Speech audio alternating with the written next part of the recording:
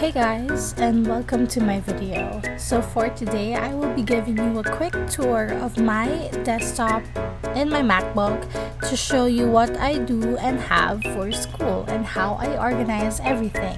So here we go.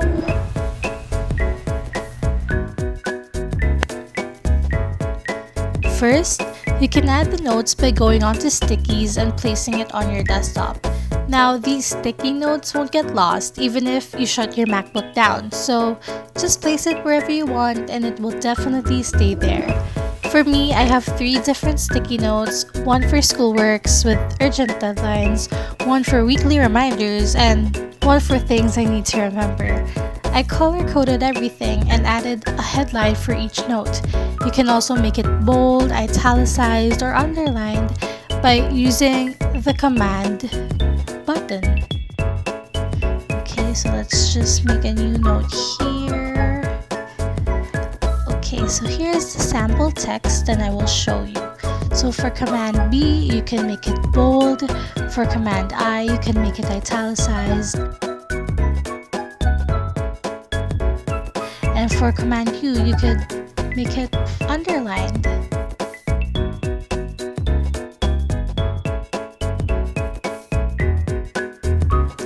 And of course, you can also adjust the size of your text by going onto font and selecting whether you would like it bigger or smaller.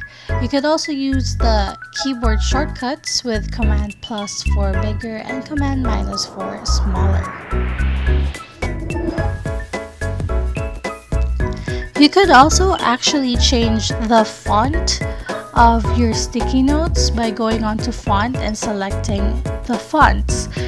And there are a lot of fonts that can be used, but personally I would use Helvetica since it's more sleek, minimalist, and I just like the look of it being default. But it of course depends on your preference.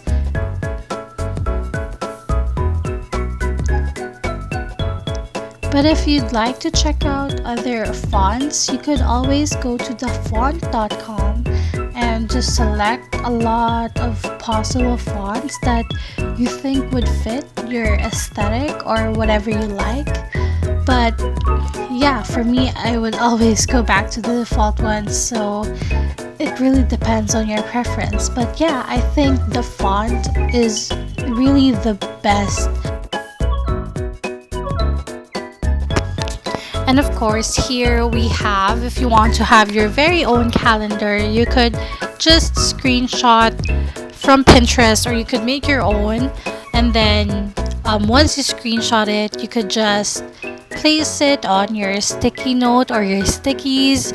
Now, the size of the calendar actually depends on how you screenshot it. So if you want it to be smaller, you have to make the image smaller first before you screenshot it.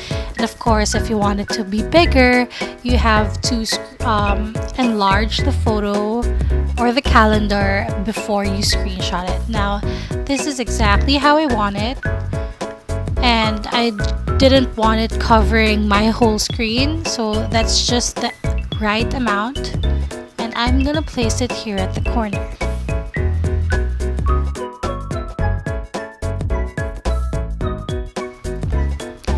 And of course, if you want to change the icon or the icon of your folders, you could just search a quick PNG in Google or wherever you want to search, and then you just copy it. And then what you could do is just click get info. You just right click the folder and then go to get info, and then you click that little folder at the upper left and you just paste the copied PNG photo, and there you have it. You could just place it anywhere you like it.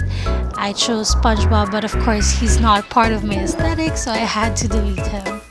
And of course, lastly, if you want to have a folder for all of your screenshots and screen recordings, you could either screenshot it and right click to save wherever you want, or you could automatically change that by going into Command Shift 5, pressing Options, and then choosing the folder that you want it to be saved. Now I made a folder for all of my screenshots.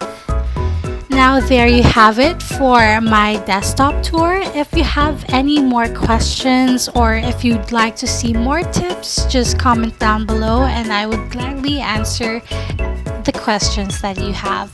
Don't forget to like, subscribe, and comment down below what you want to see next. See you next time and thank you for watching. Bye!